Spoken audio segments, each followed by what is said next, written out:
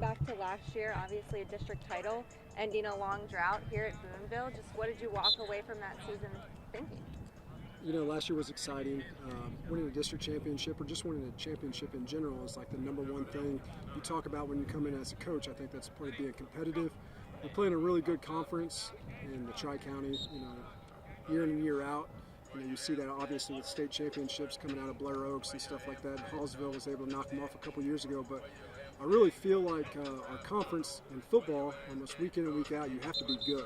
And people in this area, it's like SEC country. I feel like we kind of play that level of football, and so we got to prepare ourselves. Last year was obviously good. It's a lot of work. It took us 5 years to do it. Going into year 6 here, we hope to continue to do the things off the field that lead to that championship on the field. So we just got to continue to work hard every day, show up, and have great attitude and effort. Yeah, what's some of the biggest things culture-wise, as you mentioned, going into year 6 that you think you really instilled in this program when you took over? Well, I truly feel like we weren't the most talented team last year. Year 5 of being here, it was probably our least talented team, but we just had a bunch of kids buy in. We had a great group of kids that kind of the gray area kids, the Jake Pickens, the Abe Taylor, the Drake Cottrells, Blake Griffin. Those kids are all back as seniors, but those are the kids that haven't been like headlined, I guess you could say. So again, we got a lot of kids returning from last year's team. We don't have a lot of maybe the skill or the superstar names and stuff returning, but again, we got a lot of experience on the field, and we look to just continue to build off of that and see what happens.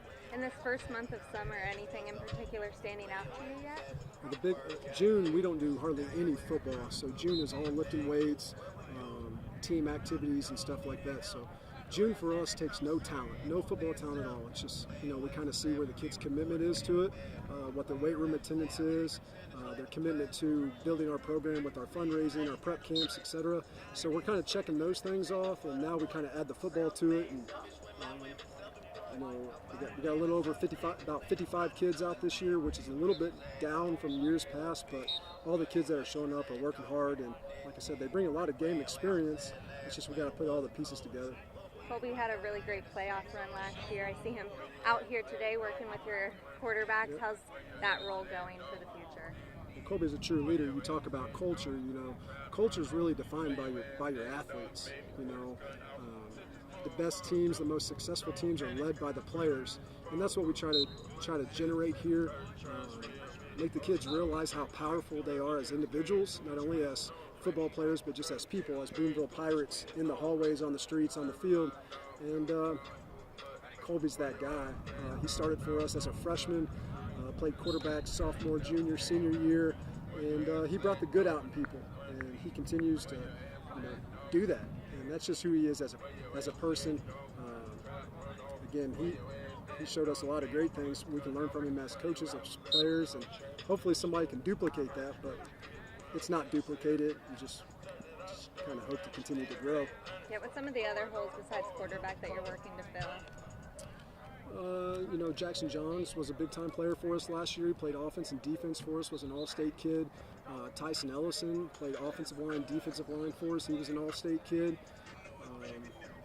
Max Eckerly. We lost some good seniors, don't get me wrong, but every year you got to replace people, and graduation happens, and like you said, you talk about culture and foundation.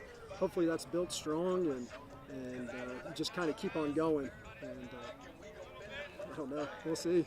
You guys got over the hump of getting the district title. To get further into the playoffs, what do you think are some things you guys have to hone in on this season?